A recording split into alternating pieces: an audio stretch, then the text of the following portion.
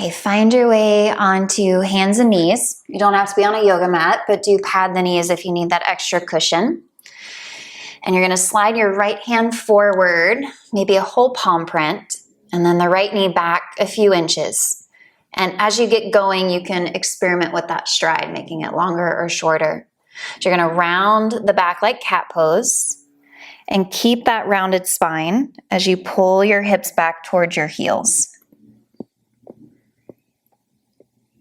You can linger as long as you want, getting that big stretch along the right side, and then you'll come forward back to neutral. And already I can tell I'm a little too far, so maybe adjusting your stride and then take several more on your own. So rounding the back, keeping that rounded spine as you pull back. I'm imagining that right hand is glued into the floor, and then you're tugging back against that resistance.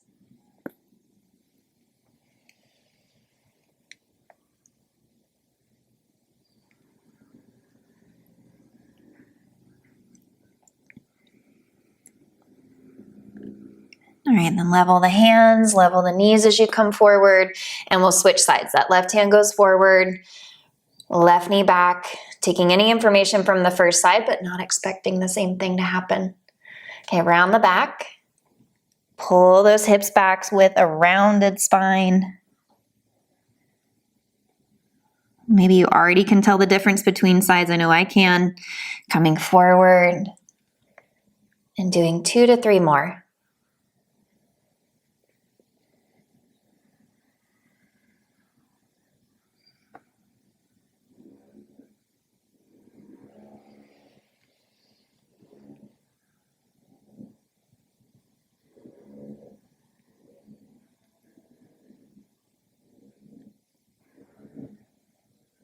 And then when you come forward next, level the hands and the knees, and either pausing in tabletop or take a few breaths in a child's pose, somewhere with a neutral spine.